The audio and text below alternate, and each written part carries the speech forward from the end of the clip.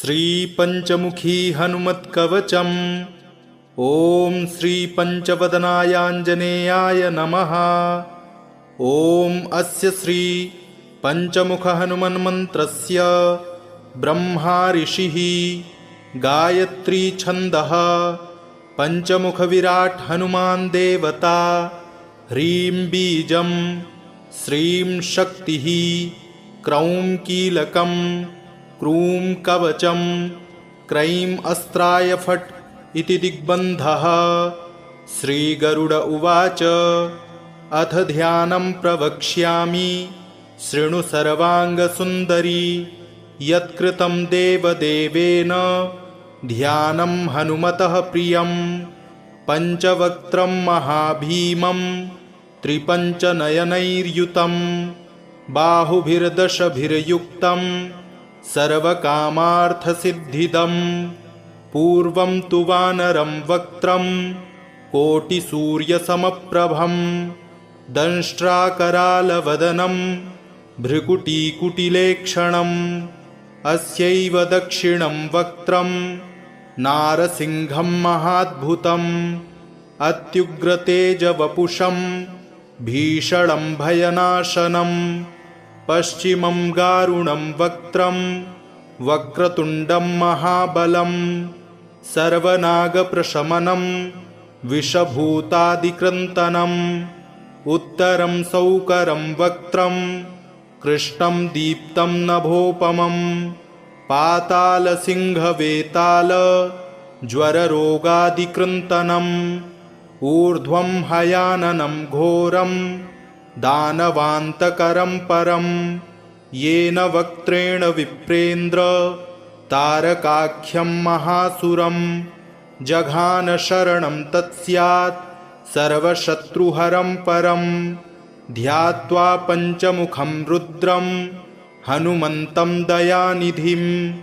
खड्गं त्रिशूलं खड्वाङ्गं पाशमङ्कुशपर्वतं मुष्टिं कौमोदकीं वृक्षं धारयन्तं कमण्डलुं। भिन्दिपालं ज्ञानमुद्रां दशभिरमुनिपुङ्गवम् एतान्यायुधजालानि धारयन्तं भजाम्यहं।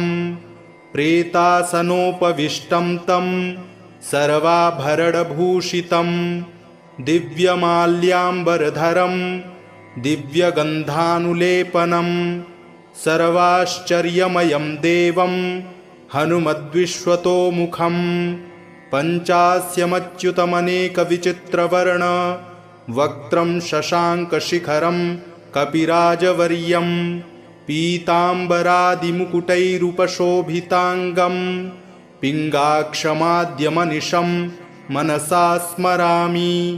मर्कटेशं महोत्साहं सर्वशत्रुहरं परं शत्रुसंहर मां रक्ष श्रीमन्नापदमुद्धर।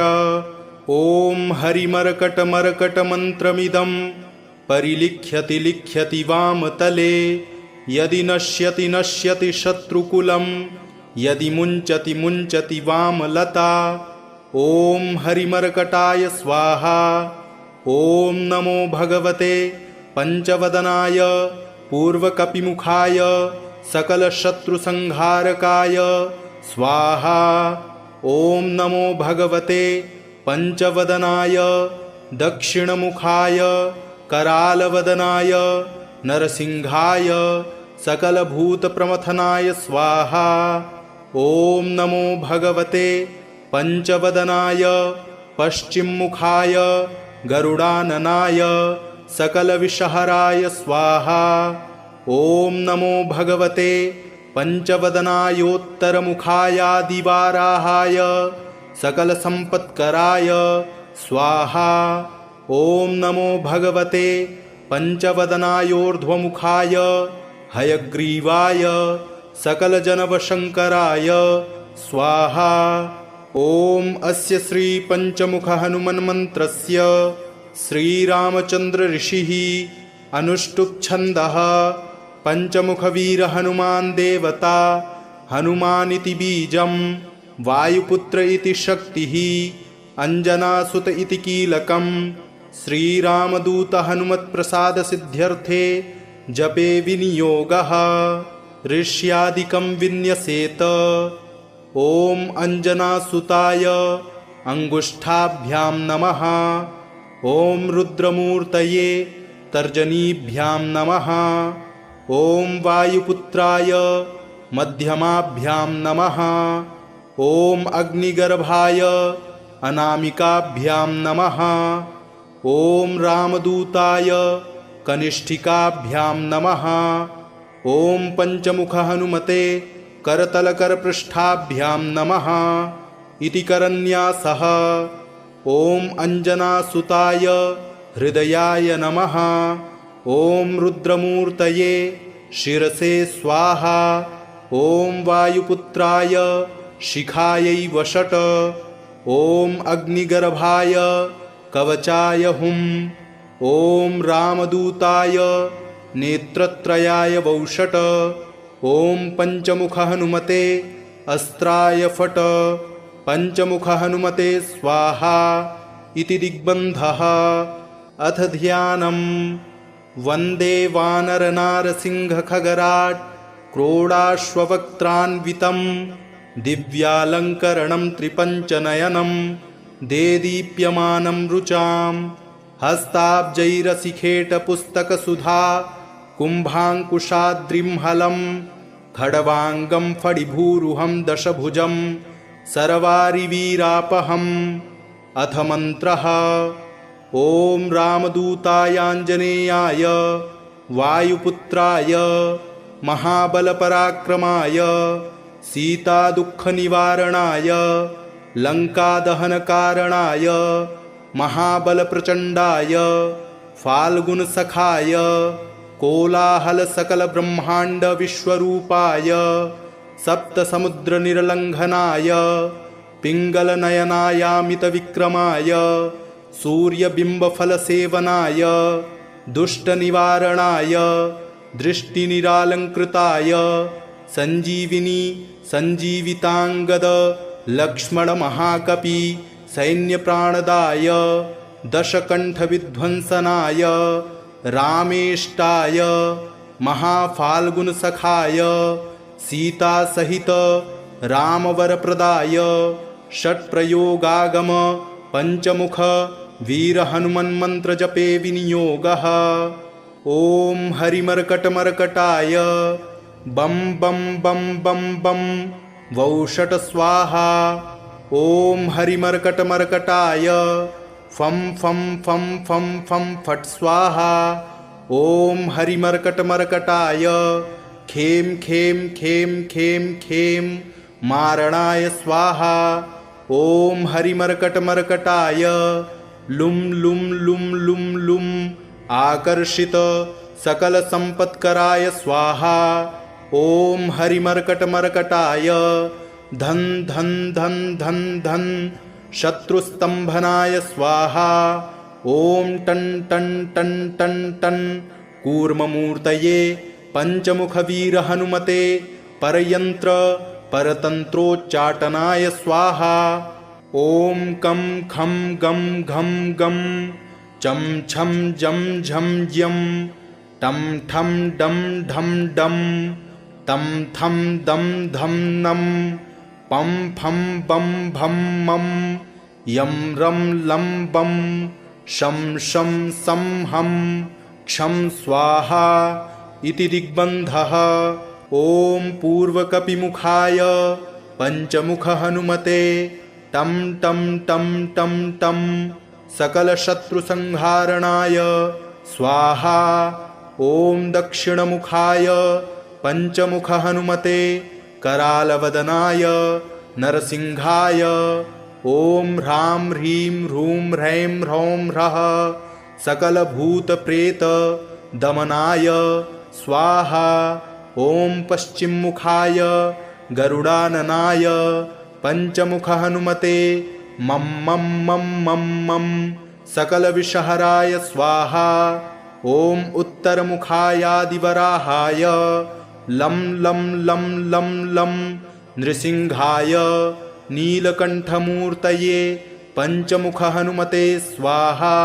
ॐ ऊर्ध्वमुखाय हयग्रीवाय रुं रुं रुं रुं रुं रुद्रमूर्तये सकलप्रयोजननिर्वाहकाय स्वाहा। ॐ अञ्जनासुताय वायुपुत्राय महाबलाय सीताशोकनिवारणाय श्रीरामचन्द्रकृपा पादुकाय महावीर्यप्रमथनाय ब्रह्माण्डनाथाय कामदाय पञ्चमुखवीरहनुमते स्वाहा। भूतप्रेतपिशाच ब्रह्मराक्षस शाकिनी डाकिन्यन्तरिक्ष ग्रह परयन्त्र परतन्त्रोच्चाटनाय स्वाहा। सकलप्रयोजननिर्वाहकाय पञ्चमुखवीरहनुमते श्रीरामचन्द्रवरप्रदाय जं जं जं जं जं स्वाहा। इदं कवचं पठित्वा तु महाकवचं पठेन्नरः एकवारं जपेत् स्तोत्रं सर्वशत्रुनिवारणं द्विवारं तु पठेन्नित्यं पुत्रपौत्रप्रवर्धनं त्रिवारं च पठेन्नित्यं सर्वसम्पत्करं शुभं चतुर्वारं पठेन्नित्यं सर्वरोगनिवारणं पञ्चवारं पठेन्नित्यं सर्वलोकवशङ्करं षड्वारं पठेन्नित्यं सर्वदेववशङ्करं सप्तवारं पठेन्नित्यं सर्वसौभाग्यदायकम् अष्टवारं पठेन्नित्यं मिष्टकामार्थसिद्धिदं नववारं पठेन्नित्यं राजभोगमवाप्नुयात् दशवारं पठेन्नित्यं त्रैलोक्यज्ञानदर्शनं रुद्रावृत्तिं पठेन्नित्यं सर्वसिद्धिर्भवेद्ध्रुवं निर्बलो रोगयुक्तश्च महाव्याध्यादिपीडितः कवचस्मरणेनैव महाबलमवाप्नुयात्।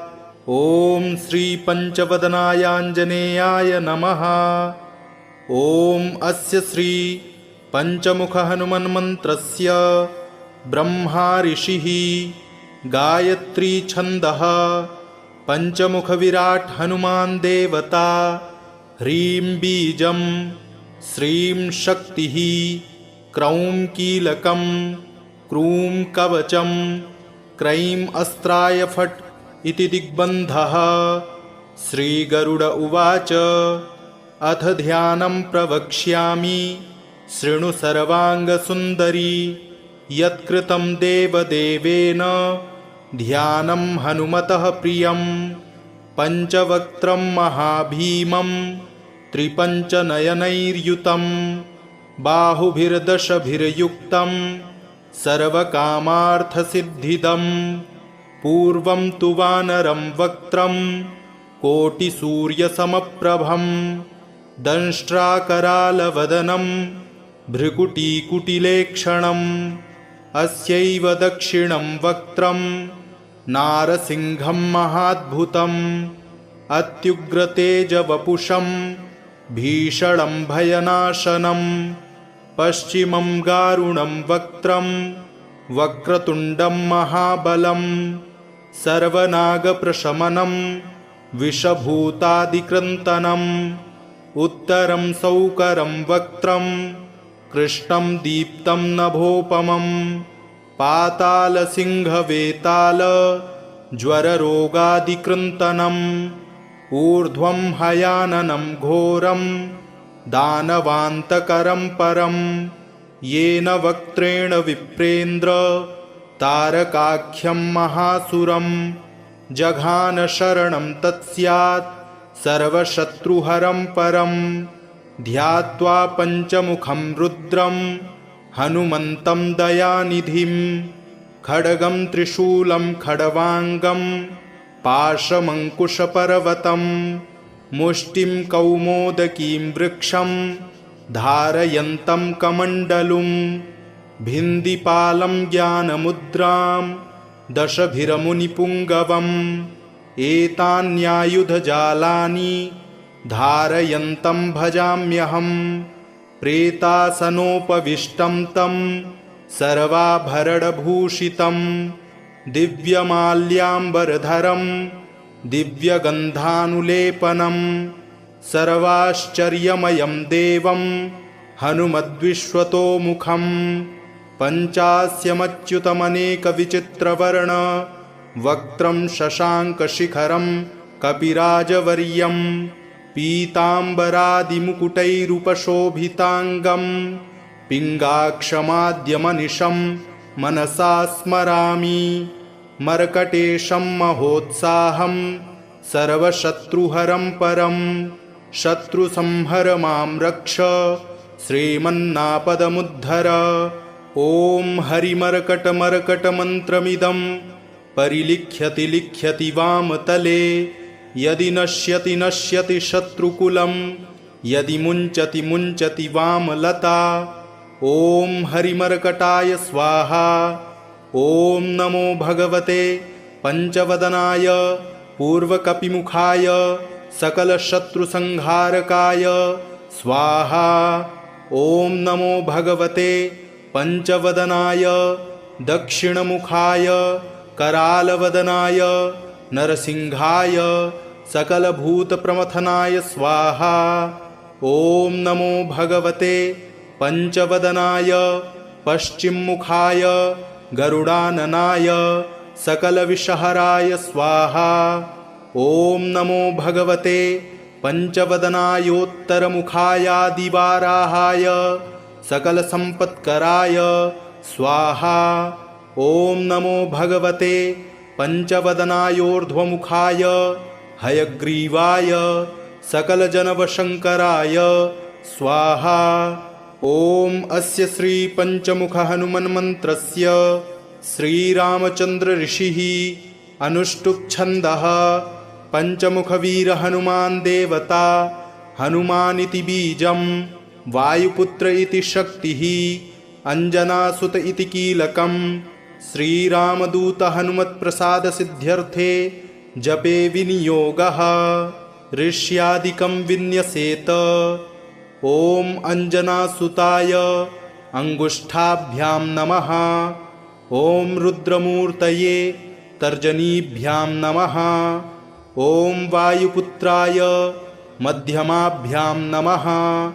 ॐ अग्निगर्भाय अनामिकाभ्यां नमः। ॐ रामदूताय कनिष्ठिकाभ्यां नमः। ॐ पञ्चमुखहनुमते करतलकरपृष्ठाभ्यां नमः इति करन्यासः। ॐ अञ्जनासुताय हृदयाय नमः। ॐ रुद्रमूर्तये शिरसे स्वाहा। ॐ वायुपुत्राय शिखायै वषट्। ॐ अग्निगर्भाय कवचाय हुम्। ॐ रामदूताय नेत्रत्रयाय वौषट्। ॐ पञ्चमुखहनुमते अस्त्राय फट्। पञ्चमुखहनुमते स्वाहा इति दिग्बन्धः। अथ ध्यानम्। वन्दे वानरनारसिंहखगराट् क्रोडाश्ववक्त्रान्वितं दिव्यालङ्करणं त्रिपञ्चनयनं देदीप्यमानं रुचां हस्ताब्जैरसिखेटपुस्तकसुधा कुम्भाङ्कुशाद्रिं खड्वाङ्गं फणिभूरुहं दशभुजं सर्वारिवीरापहम्। अथ मन्त्रः। ॐ रामदूतायाञ्जनेयाय वायुपुत्राय महाबलपराक्रमाय सीतादुःखनिवारणाय लङ्कादहनकारणाय महाबलप्रचण्डाय फाल्गुनसखाय कोलाहलसकलब्रह्माण्डविश्वरूपाय सप्तसमुद्रनिर्लङ्घनाय पिङ्गलनयनायामितविक्रमाय सूर्यबिम्बफलसेवनाय दुष्टनिवारणाय दृष्टिनिरालङ्कृताय सञ्जीविनी सञ्जीविताङ्गद लक्ष्मणमहाकपि सैन्यप्राणदाय दशकण्ठविध्वंसनाय रामेष्टाय महाफाल्गुनसखाय सीतासहित रामवरप्रदाय षट्प्रयोगागम पञ्चमुख वीरहनुमन्मन्त्रजपे विनियोगः। ॐ हरिमर्कटमर्कटाय बं बं बं बं बं वौषट स्वाहा। ॐ हरिमर्कटमर्कटाय फं फं फं फं फं फट् स्वाहा। ॐ हरिमर्कटमर्कटाय खें खें खें खें खें मारणाय स्वाहा। ॐ हरिमर्कटमर्कटाय लुं लुं लुं लुं लुं आकर्षित सकलसम्पत्कराय स्वाहा। ॐ हरिमर्कटमर्कटाय धन धन धन धन धन शत्रुस्तंभनाय स्वाहा। ॐ टन टन टन टन टन कूर्ममूर्तये पंचमुखवीरहनुमते परयंत्र परतंत्रोच्चाटनाय स्वाहा। ॐ कं खं गं घं गं चं छं जं झं यं टं ठं डं ढं डं तं थं दं धं नं पं फं बं भं मं यं रं लं बं शं शं सं हं क्षं स्वाहा इति दिग्बन्धः। ॐ पूर्वकपिमुखाय पंचमुखहनुमते टं टं टं टं टं सकलशत्रुसंहारणाय स्वाहा। ॐ दक्षिणमुखाय पंचमुखहनुमते करालवदनाय नरसिंहाय ॐ ह्रां ह्रीं ह्रूं ह्रैं ह्रौं ह्रः सकलभूतप्रेत दमनाय स्वाहा। ॐ पश्चिममुखाय गरुडाननाय पंचमुखहनुमते मं मं मं मं मं सकलविषहराय स्वाहा। ॐ उत्तरमुखायादिवराहाय लं लं लं लं लं नृसिंहाय नीलकण्ठमूर्तये पंचमुखहनुमते स्वाहा। ॐ ऊर्ध्वमुखाय हयग्रीवाय रुं रुं रुं रुं रुं रुद्रमूर्तये सकलप्रयोजननिर्वाहकाय स्वाहा। ॐ अञ्जनासुताय वायुपुत्राय महाबलाय सीताशोकनिवारणाय श्रीरामचन्द्रकृपा पादुकाय महावीर्यप्रमथनाय ब्रह्माण्डनाथाय कामदाय पंचमुखवीरहनुमते स्वाहा। भूतप्रेतपिशाच ब्रह्मराक्षस शाकिनी डाकिन्यन्तरिक्ष ग्रह परयंत्र परतंत्रोच्चाटनाय स्वाहा। सकलप्रयोजननिर्वाहकाय पंचमुखवीरहनुमते श्रीरामचन्द्रवरप्रदाय जं जं जं जं जं स्वाहा। इदं कवचं पठित्वा तु महाकवचं पठेन्नरः एकवारं जपेत् स्तोत्रं सर्वशत्रुनिवारणं द्विवारं तु पठेन्नित्यं पुत्रपौत्रप्रवर्धनं त्रिवारं च पठेन्नित्यं सर्वसम्पत्करं शुभं चतुर्वारं पठेन्नित्यं सर्वरोगनिवारणं पंचवारं पठेन्नित्यं सर्वलोकवशङ्करं षड्वारं पठेन्नित्यं सर्वदेववशङ्करं सप्तवारं पठेन्नित्यं सर्वसौभाग्यदायकम् अष्टवारं पठेन्नित्यं मिष्टकामार्थसिद्धिदं नववारं पठेन्नित्यं राजभोगमवाप्नुयात् दशवारं पठेन्नित्यं त्रैलोक्यज्ञानदर्शनं रुद्रावृत्तिं पठेन्नित्यं सर्वसिद्धिर्भवेद्ध्रुवं निर्बलो रोगयुक्तश्च महाव्याध्यादिपीडितः कवचस्मरणेनैव महाबलमवाप्नुयात्। ॐ श्रीपञ्चवदनायाञ्जनेयाय नमः। ॐ अस्य श्री पंचमुखहनुमन्मन्त्रस्य ब्रह्मा ऋषिः गायत्री छन्दः पंचमुखविराट् हनुमान् देवता ह्रीं बीजं श्रीं शक्तिः क्रौं कीलकं क्रूं कवचं क्रैं अस्त्राय फट् इति दिग्बन्धः। श्रीगरुड उवाच अथ ध्यानं प्रवक्ष्यामि शृणु सर्वाङ्गसुन्दरी। यत्कृतं देवदेवेन ध्यानं हनुमतः प्रियं।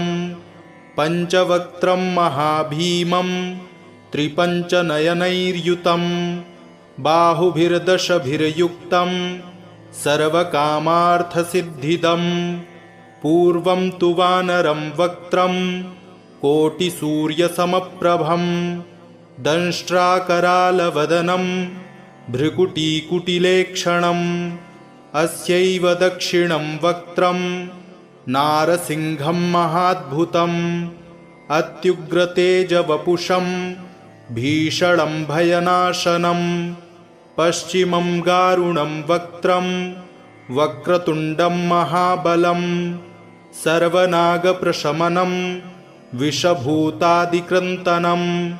उत्तरं सौकरं वक्त्रं कृष्णं दीप्तं नभोपमं पातालसिंहवेताल ज्वररोगादिकृन्तनम्। ऊर्ध्वं हयाननं घोरं दानवान्तकरं परं येन वक्त्रेण विप्रेन्द्र तारकाख्यं महासुरं। जघान शरणं तत्स्यात् सर्वशत्रुहरं परं ध्यात्वा पञ्चमुखं रुद्रं हनुमन्तं दयानिधिं। खड्गं त्रिशूलं खड्वाङ्गं पाशमङ्कुशपर्वतं मुष्टिं कौमोदकीं वृक्षं धारयन्तं कमण्डलुं। भिन्दिपालं ज्ञानमुद्रां दशभिरमुनिपुङ्गवम् एतान्यायुधजालानि धारयन्तं भजाम्यहम्। प्रेतासनोपविष्टं तं सर्वाभरणभूषितं दिव्यमाल्याम्बरधरं दिव्यगन्धानुलेपनं सर्वाश्चर्यमयं देवं हनुमद्विश्वतोमुखं। पञ्चास्यमच्युतमनेकविचित्रवर्ण वक्त्रं शशाङ्कशिखरं कपिराजवर्यं पीताम्बरादिमुकुटैरुपशोभिताङ्गं पिङ्गाक्षमाद्यमनिशं मनसा स्मरामि। मर्कटेशं महोत्साहं सर्वशत्रुहरं परं शत्रुसंहर मां रक्ष श्रीमन्नापदमुद्धर। ॐ हरिमर्कटमर्कटमन्त्रमिदं परिलिख्यति लिख्यति वामतले। यदि नश्यति नश्यति शत्रुकुलं यदि मुञ्चति मुञ्चति वामलता। ॐ हरिमर्कटाय स्वाहा। ॐ नमो भगवते पञ्चवदनाय पूर्वकपिमुखाय सकलशत्रुसंहारकाय स्वाहा।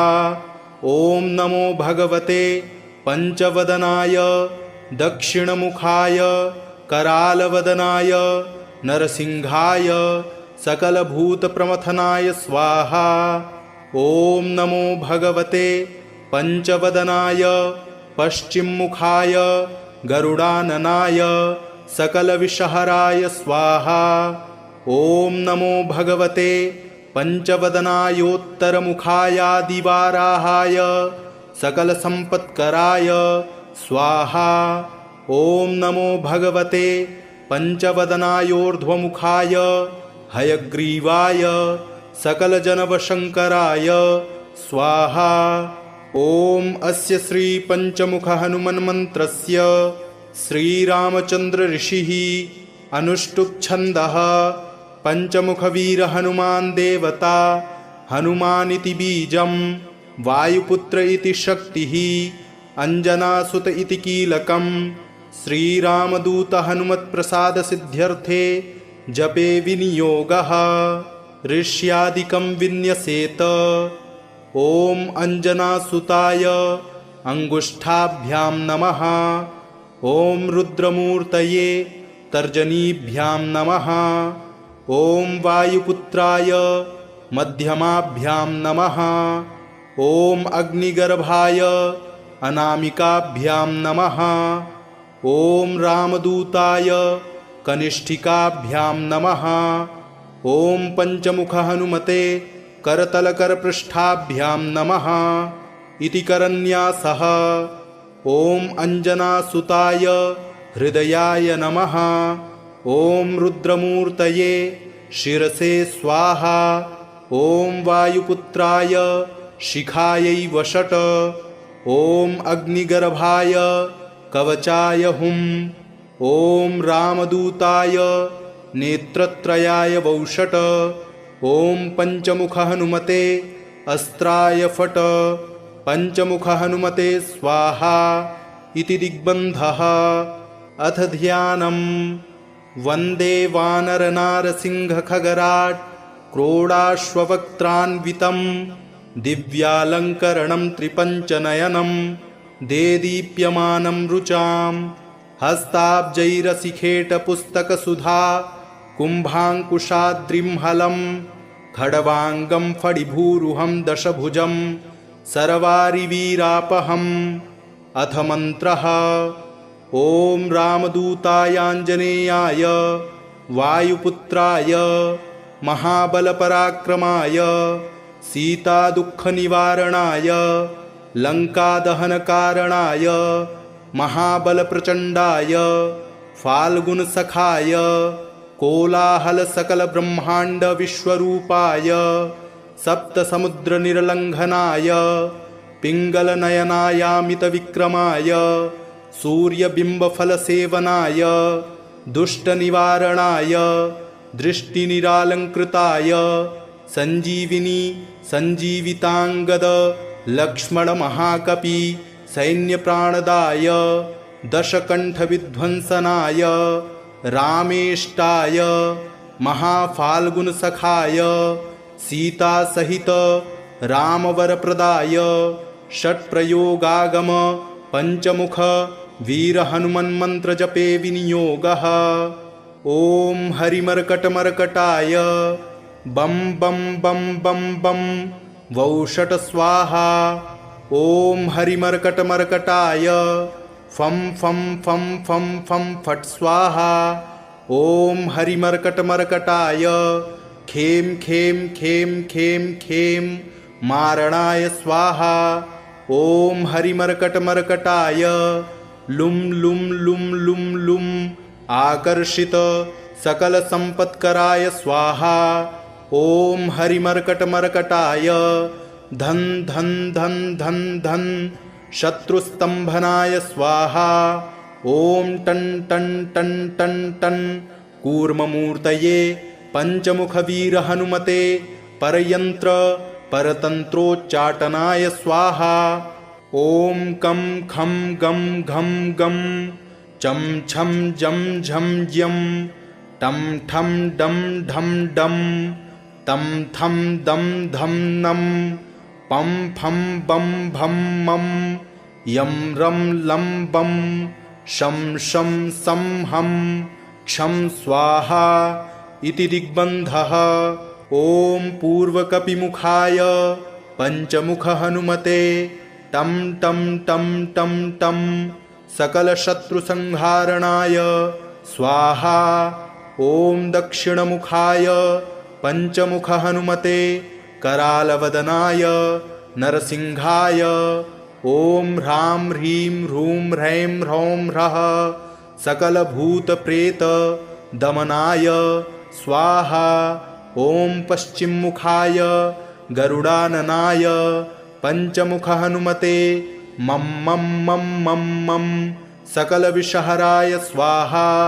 ॐ उत्तरमुखायादिवराहाय लं लं लं लं लं नृसिंहाय नीलकण्ठमूर्तये पंचमुख हनुमते स्वाहा। ॐ ऊर्ध्वमुखाय हयग्रीवाय रुं रुं रुं रुं रुं रुद्रमूर्तये सकलप्रयोजननिर्वाहकाय स्वाहा। ॐ अंजनासुताय वायुपुत्राय महाबलाय सीताशोकनिवारणाय श्रीरामचन्द्रकृपा पादुकाय महावीर्यप्रमथनाय ब्रह्माण्डनाथाय कामदाय पंचमुखवीर हनुमते स्वाहा। भूतप्रेतपिशाच ब्रह्मराक्षस शाकिनी डाकिन्यन्तरिक्ष ग्रह परयंत्र परतंत्रोच्चाटनाय स्वाहा। सकल प्रयोजन निर्वाहकाय पंचमुखवीर हनुमते श्रीरामचंद्र वरप्रदाय जम जम जम जम जम स्वाहा। इदं कवचं पठित्वा तु महाकवचं पठेन्नरः एकवारं जपेत् स्तोत्रं सर्वशत्रुनिवारणं द्विवारं तु पठेन्नित्यं पुत्रपौत्रप्रवर्धनं त्रिवारं च पठेन्नित्यं सर्वसम्पत्करं शुभं चतुर्वारं पठेन्नित्यं सर्वरोगनिवारणं पंचवारं पठेन्नित्यं सर्वलोकवशङ्करं षड्वारं पठेन्नित्यं सर्वदेववशङ्करं सप्तवारं पठेन्नित्यं सर्वसौभाग्यदायकम् अष्टवारं पठेन्नित्यं मिष्टकामार्थसिद्धिदं नववारं पठेन्नित्यं राजभोगमवाप्नुयात् दशवारं पठेन्नित्यं त्रैलोक्यज्ञानदर्शनं रुद्रावृत्तिं पठेन्नित्यं सर्वसिद्धिर्भवेद्ध्रुवं निर्बलो रोगयुक्तश्च महाव्याध्यादिपीडितः कवचस्मरणेनैव महाबलमवाप्नुयात्। ॐ श्रीपञ्चवदनायाञ्जनेयाय नमः। ॐ अस्य श्री पंचमुखहनुमन्मन्त्रस्य ब्रह्मा ऋषिः गायत्री छन्दः पंचमुखविराट् हनुमान् देवता ह्रीं बीजं श्रीं शक्तिः क्रौं कीलकं क्रूं कवचं क्रैं अस्त्राय फट् इति दिग्बन्धः।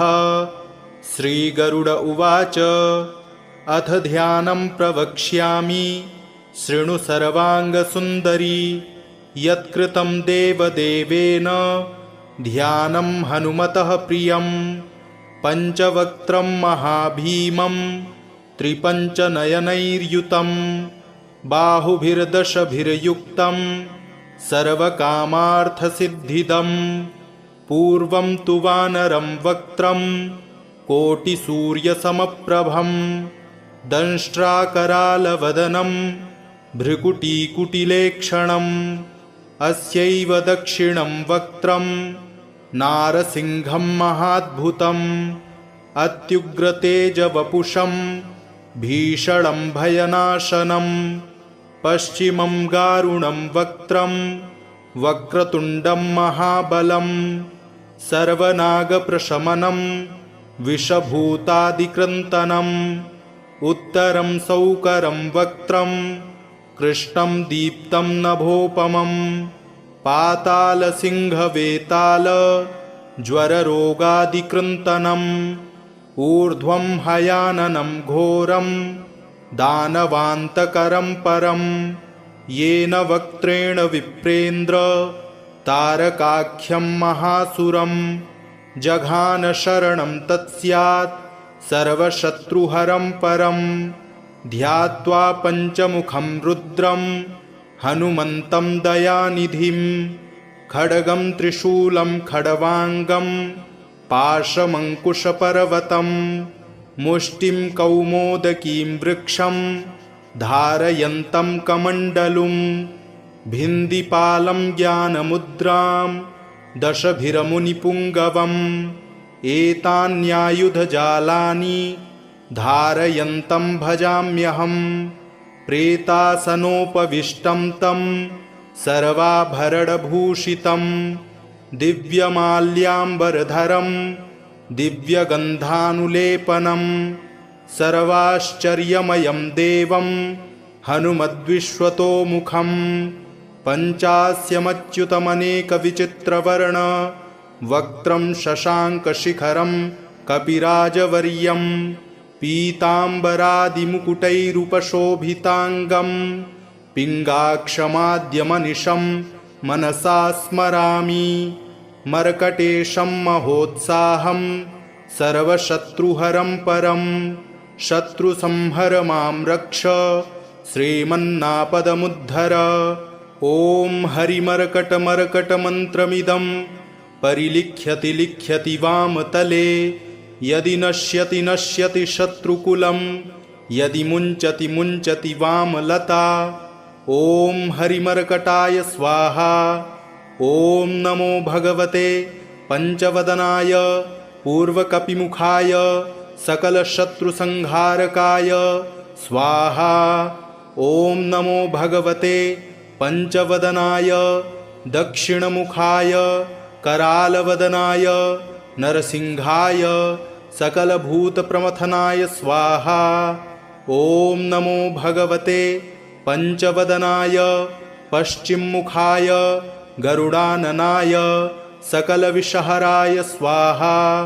ॐ नमो भगवते पञ्चवदनायोत्तरमुखायादिवाराहाय सकलसम्पत्कराय स्वाहा। ॐ नमो भगवते पञ्चवदनायोर्ध्वमुखाय हयग्रीवाय सकलजनवशङ्कराय स्वाहा। ॐ अस्य श्रीपञ्चमुखहनुमन्मन्त्रस्य श्रीरामचन्द्रऋषिः अनुष्टुप्छन्दः पञ्चमुखवीरहनुमान् देवता हनुमानिति बीजं वायुपुत्र इति शक्तिः अञ्जनासुत इति कीलकं श्रीरामदूतहनुमत्प्रसादसिद्ध्यर्थे जपे विनियोगः ऋष्यादिकं विन्यसेत। ॐ अञ्जनासुताय अङ्गुष्ठाभ्यां नमः। ॐ रुद्रमूर्तये तर्जनीभ्यां नमः। ॐ वायुपुत्राय मध्यमाभ्यां नमः। ॐ अग्निगर्भाय अनामिकाभ्यां नमः। ॐ रामदूताय कनिष्ठिकाभ्यां नमः। ॐ पञ्चमुखहनुमते करतलकरपृष्ठाभ्यां नमः इति करन्यासः। ॐ अञ्जनासुताय हृदयाय नमः। ॐ रुद्रमूर्तये शिरसे स्वाहा। ॐ वायुपुत्राय शिखायै वषट्। ॐ अग्निगर्भाय कवचाय हुम्। ॐ रामदूताय नेत्रत्रयाय वौषट्। ॐ पञ्चमुखहनुमते अस्त्राय फट्। पञ्चमुखहनुमते स्वाहा इति दिग्बन्धः। अथ ध्यानम्।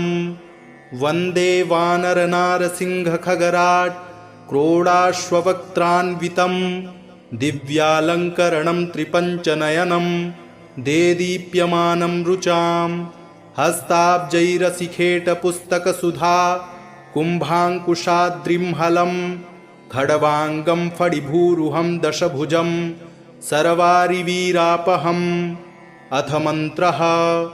ॐ रामदूतायाञ्जनेयाय वायुपुत्राय महाबलपराक्रमाय सीतादुःखनिवारणाय लङ्कादहनकारणाय महाबलप्रचण्डाय फाल्गुनसखाय कोलाहलसकलब्रह्माण्डविश्वरूपाय सप्तसमुद्रनिर्लङ्घनाय पिङ्गलनयनायामितविक्रमाय सूर्यबिम्बफलसेवनाय दुष्टनिवारणाय दृष्टिनिरालङ्कृताय सञ्जीविनी सञ्जीविताङ्गद लक्ष्मणमहाकपि सैन्यप्राणदाय दशकण्ठविध्वंसनाय रामेष्टाय महाफाल्गुनसखाय सीतासहित रामवरप्रदाय षट्प्रयोगागम पञ्चमुख वीरहनुमन्मन्त्रजपे विनियोगः।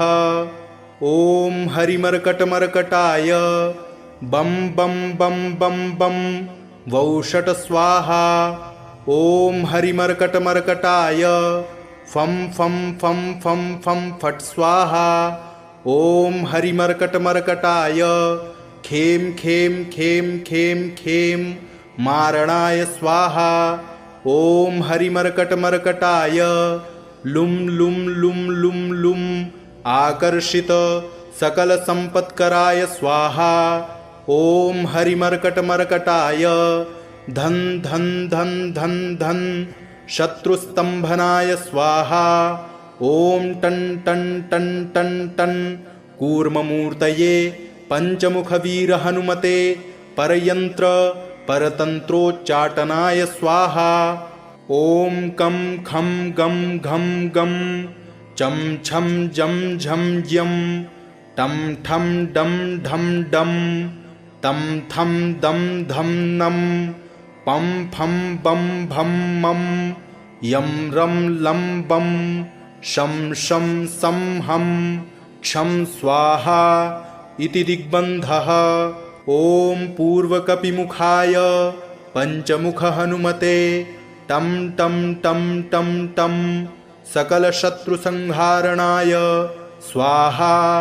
ॐ दक्षिणमुखाय पंचमुख हनुमते करालवदनाय नरसिंहाय ॐ ह्रां ह्रीं ह्रूं ह्रैं ह्रौं ह्रः सकलभूतप्रेत दमनाय स्वाहा। ॐ पश्चिममुखाय गरुडाननाय पंचमुख हनुमते मं मं मं मं मं सकलविषहराय स्वाहा। ॐ उत्तरमुखायादिवराहाय लं लं लं लं लं नृसिंहाय नीलकण्ठमूर्तये पंचमुख हनुमते स्वाहा। ॐ ऊर्ध्वमुखाय हयग्रीवाय रुं रुं रुं रुं रुं रुद्रमूर्तये सकलप्रयोजननिर्वाहकाय स्वाहा। ॐ अञ्जनासुताय वायुपुत्राय महाबलाय सीताशोकनिवारणाय श्रीरामचन्द्रकृपा पादुकाय महावीर्यप्रमथनाय ब्रह्माण्डनाथाय कामदाय पंचमुखवीर हनुमते स्वाहा। भूतप्रेतपिशाच ब्रह्मराक्षस शाकिनी डाकिन्यन्तरिक्ष ग्रह परयंत्र परतंत्रोच्चाटनाय स्वाहा। सकलप्रयोजननिर्वाहकाय पंचमुखवीर हनुमते श्रीरामचन्द्रवरप्रदाय जं जं जं जं जं स्वाहा।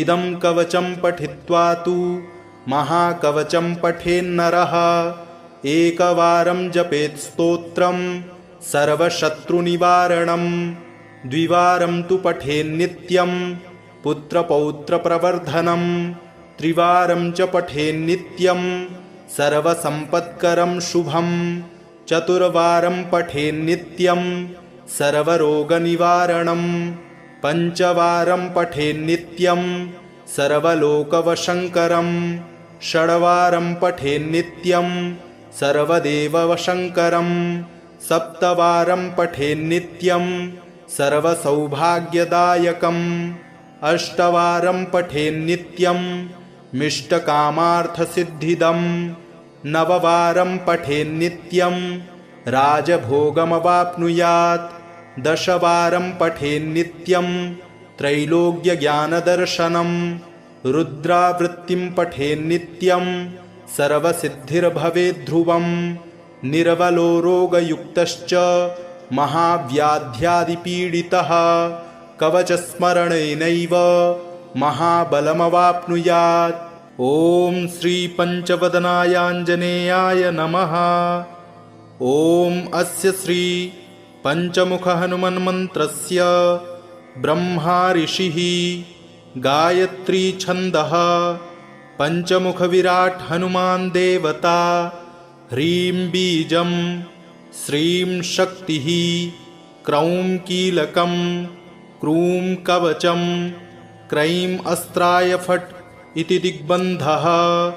श्रीगरुड उवाच अथ ध्यानं प्रवक्ष्यामि शृणु सर्वाङ्गसुन्दरी यत्कृतं देवदेवेन ध्यानं हनुमतः प्रियं पञ्चवक्त्रं महाभीमं त्रिपञ्चनयनैर्युतं बाहुभिर्दशभिर्युक्तं सर्वकामार्थसिद्धिदं पूर्वं तु वानरं वक्त्रं कोटिसूर्यसमप्रभं दंष्ट्राकरालवदनं भ्रुकुटीकुटिलेक्षणम् अस्यैव दक्षिणं वक्त्रं नारसिंहं महाद्भुतम् अत्युग्रतेजवपुषं भीषणं भयनाशनं पश्चिमं गारुणं वक्त्रं वक्रतुण्डं महाबलं सर्वनागप्रशमनं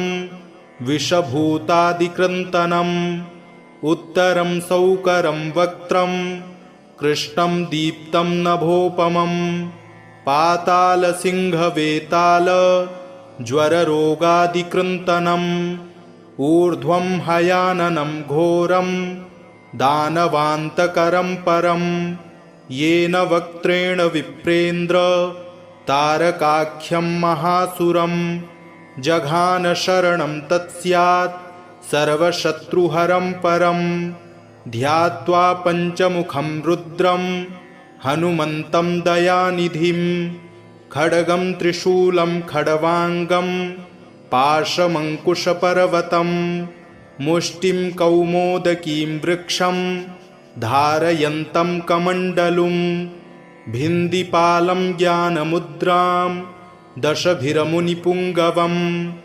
एतान्यायुधजालानि धारयन्तं भजाम्यहं प्रेतासनोपविष्टं तं सर्वाभरणभूषितं दिव्यमाल्याम्बरधरं दिव्यगन्धानुलेपनं सर्वाश्चर्यमयं देवं हनुमद्विश्वतोमुखं पञ्चास्यमच्युतमनेकविचित्रवर्ण वक्त्रं शशाङ्कशिखरं कपिराजवर्यं पीताम्बरादिमुकुटैरुपशोभिताङ्गं पिङ्गाक्षमाद्यमनिशं मनसा स्मरामि मर्कटेशं महोत्साहं सर्वशत्रुहरं परं शत्रुसंहर मां रक्ष श्रीमन्नापदमुद्धर ॐ हरिमर्कटमर्कटमन्त्रमिदं परिलिख्यति लिख्यति वामतले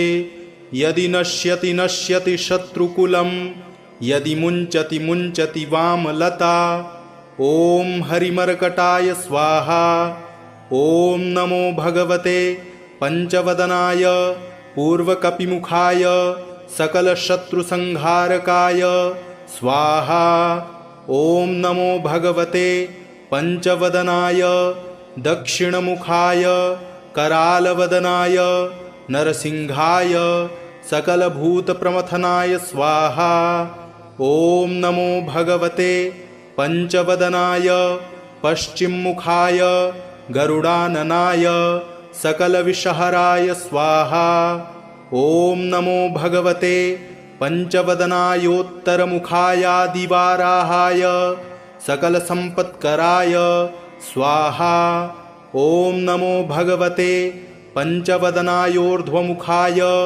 हयग्रीवाय सकलजनवशङ्कराय स्वाहा ॐ अस्य श्रीपञ्चमुखहनुमन्मन्त्रस्य श्रीरामचन्द्रऋषिः अनुष्टुप्छन्दः पञ्चमुखवीरहनुमान् देवता हनुमानिति बीजं वायुपुत्र इति शक्तिः अञ्जनासुत इति कीलकं श्रीरामदूतहनुमत्प्रसादसिद्ध्यर्थे जपे विनियोगः ऋष्यादिकं विन्यसेत ॐ अञ्जनासुताय अङ्गुष्ठाभ्यां नमः ॐ रुद्रमूर्तये तर्जनीभ्यां नमः ॐ वायुपुत्राय मध्यमाभ्यां नमः ॐ अग्निगर्भाय अनामिकाभ्यां नमः ॐ रामदूताय कनिष्ठिकाभ्यां नमः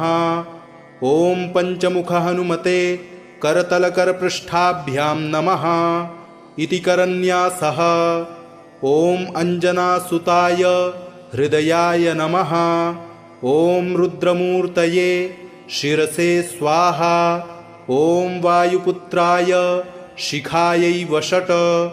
ॐ अग्निगर्भाय कवचाय हुम्। ॐ रामदूताय नेत्रत्रयाय वौषट्। ॐ पञ्चमुख हनुमते अस्त्राय फट्। पञ्चमुख हनुमते स्वाहा इति दिग्बन्धः। अथ ध्यानम्। वन्दे वानरनारसिंहखगराट् क्रोडाश्ववक्त्रान्वितं दिव्यालङ्करणं त्रिपञ्चनयनं देदीप्यमानं रुचां हस्ताब्जैरसिखेटपुस्तकसुधा कुम्भाङ्कुशाद्रिंहलं खड्वाङ्गं फणिभूरुहं दशभुजं सर्वारिवीरापहम्।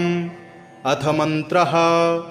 ॐ रामदूतायाञ्जनेयाय वायुपुत्राय महाबलपराक्रमाय सीतादुःखनिवारणाय लङ्कादहनकारणाय महाबलप्रचण्डाय फाल्गुनसखाय कोलाहलसकलब्रह्माण्डविश्वरूपाय सप्तसमुद्रनिर्लङ्घनाय पिङ्गलनयनायामितविक्रमाय सूर्यबिम्बफलसेवनाय दुष्टनिवारणाय दृष्टिनिरालङ्कृताय सञ्जीविनी सञ्जीविताङ्गद लक्ष्मणमहाकपि सैन्यप्राणदाय दशकण्ठविध्वंसनाय रामेष्टाय महाफाल्गुनसखाय सीतासहित रामवरप्रदाय षट्प्रयोगागम पञ्चमुख वीरहनुमन्मन्त्रजपे विनियोगः। ॐ हरिमर्कटमर्कटाय बं बं बं बं बं वौषट स्वाहा। ॐ हरिमर्कटमर्कटाय फं फं फं फं फं फट् स्वाहा। ॐ हरिमर्कटमर्कटाय खें खें खें खें खें मारणाय स्वाहा। ॐ हरिमर्कटमर्कटाय लुं लुं लुं लुं लुं आकर्षित सकलसम्पत्कराय स्वाहा। ॐ हरिमर्कटमर्कटाय धन धन धन धन धन शत्रुस्तम्भनाय स्वाहा। ॐ टन् टन् टन् टन् टन् कूर्ममूर्तये पञ्चमुखवीरहनुमते परयन्त्र परतन्त्रोच्चाटनाय स्वाहा। ॐ कं खं गं घं गं चं छं जं झं यं टं ठं डं ढं डं तं थं दं धं नं पं फं बं भं मं यं रं लं बं शं शं सं हं क्षं स्वाहा इति दिग्बन्धः। ॐ पूर्वकपिमुखाय पञ्चमुख हनुमते टं टं टं टं टं सकलशत्रुसंहारणाय स्वाहा। ॐ दक्षिणमुखाय पञ्चमुख हनुमते करालवदनाय नरसिंहाय ॐ ह्रां ह्रीं ह्रूं ह्रैं ह्रौं ह्रः सकलभूतप्रेतदमनाय स्वाहा। ॐ पश्चिममुखाय गरुडाननाय पञ्चमुख हनुमते मं मं मं मं मं सकलविषहराय स्वाहा। ॐ उत्तरमुखायादिवराहाय लं लं लं लं लं नृसिंहाय नीलकण्ठमूर्तये पञ्चमुख हनुमते स्वाहा। ॐ ऊर्ध्वमुखाय हयग्रीवाय रुं रुं रुं रुं रुं रुद्रमूर्तये सकलप्रयोजननिर्वाहकाय स्वाहा। ॐ अञ्जनासुताय वायुपुत्राय महाबलाय सीताशोकनिवारणाय श्रीरामचन्द्रकृपा पादुकाय महावीर्यप्रमथनाय ब्रह्माण्डनाथाय कामदाय पञ्चमुखवीरहनुमते स्वाहा। भूतप्रेतपिशाच ब्रह्मराक्षस शाकिनी डाकिन्यन्तरिक्ष ग्रह पर्यन्त्र परतन्त्रोच्चाटनाय स्वाहा। सकलप्रयोजननिर्वाहकाय पञ्चमुखवीरहनुमते श्रीरामचन्द्रवरप्रदाय जं जं जं जं जं स्वाहा। इदं कवचं पठित्वा तु महाकवचं पठेन्नरः। एकवारं जपेत् स्तोत्रं सर्वशत्रुनिवारणं। द्विवारं तु पठेन्नित्यं पुत्रपौत्रप्रवर्धनं। त्रिवारं च पठेन्नित्यं सर्वसम्पत्करं शुभं। चतुर्वारं पठेन्नित्यं सर्वरोगनिवारणं। पञ्चवारं पठेन्नित्यं सर्वलोकवशङ्करं। षड्वारं पठेन्नित्यं सर्वदेववशङ्करं। सप्तवारं पठेन्नित्यं सर्वसौभाग्यदायकम्। अष्टवारं पठेन्नित्यं मिष्टकामार्थसिद्धिदम्। नववारं पठेन्नित्यं राजभोगमवाप्नुयात्। दशवारं पठेन्नित्यं त्रैलोक्यज्ञानदर्शनं। रुद्रावृत्तिं पठेन्नित्यं सर्वसिद्धिर्भवेद्ध्रुवं। निर्बलो रोगयुक्तश्च महाव्याध्यादिपीडितः कवचस्मरणेनैव महाबलमवाप्नुयात्। इति श्रीपञ्चमुखी हनुमत्कवचं सम्पूर्णम्।